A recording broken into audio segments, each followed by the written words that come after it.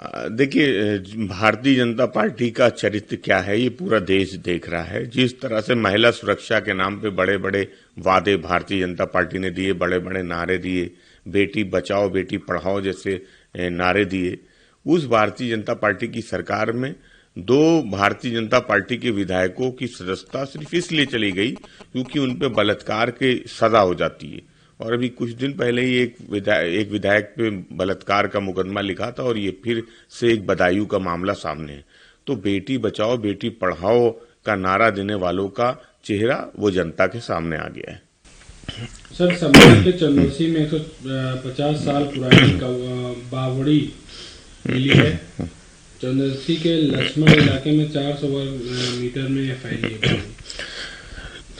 देखिए, ये जो खुदाई हो रही है और जहाँ कहीं भी पुराने जगहें हैं जहाँ पे कभी कोई सभ्यता थी, इस तरीके की खुदाई आप कहीं भी होगी तो वहाँ कुछ ना कुछ जरूर निकलेगा। ये बात आदरणीय अखिलेश यादव जी ने कही थी। तो समाजवादी पार्टी समझती है कि जो खुदाई हो रही है उसमें जो कुछ मिल रहा है जनता के सामने, जनता देख रही है, जनता तय करेगी। भारतीय जनता पार्टी, उसका लोकतंत्र और संविधान में विश्वास नहीं है, भरोसा नहीं है। वो विपक्ष के नेताओं को जेल में डालना चाहती है, वो विपक्ष की आवाज को दबा देना चाहती है, वो बाबा साहब का संविधान का और बाबा साहब का सम्मान नहीं करती है। इसलिए वो जो चुनी हुई सरकार है दिल्ली की, उसको चलाने नहीं दे रही है और जो झांकी निकलनी चाहिए थी नहीं निकलती है। तो सवाल जो आदरणीय अरविंद केजरीवाल जी उठा रहे हैं उसका जवाब भाजपा को देना चाहिए।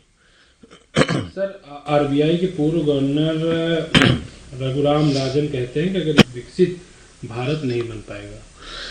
देखिए, सवाल ये है कि जो बात देश में, जो देश की तरक्की चाहते हैं, जो देश के भविष्य के बारे में सोच रहे हैं, सब कह रहे हैं कि देश में जो माहौल है, जो आर्थिक स्थिति है, जो बेरोजगारी है, जो महंगाई है, वो कहीं ना कहीं बढ़ी है। और भारतीय जनता पार्टी इन सब मुद्दों से जनता का ध्यान हटाने के लिए कभी खुदाई के नाम पे, कभी मंदिर और मस्जिद के नाम पे, कभी हिंदू और मुसलमान के नाम पे जिस तरह की राजनीति कर रही है, जिस तरह से कट्टरवाद को बढ़ावा दे रही है, वो बहुत ही सोचने वाला विषय है।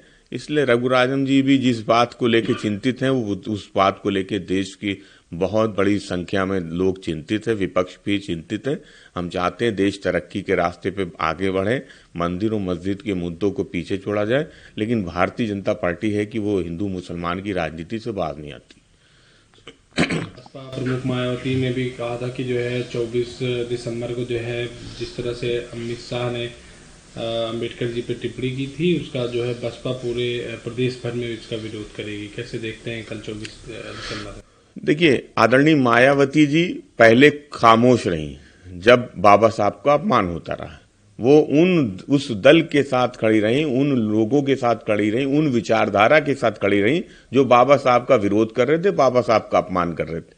जब पूरे देश में बाबा साहब को मानने वाले विपक्ष के लोगों को जनता में गुस्सा नजर आया, तब मायावती जी केवल दिखावे के लिए कल पूरे प्रदेश में प्रदर्शन कर रही हैं, उनका दल प्रदर्शन कर रहा है। समाजवादी पार्टी समझती है कि बाबा साहब का जो अपमान है उसको देश कभी बर्दाश्त नहीं करेगा।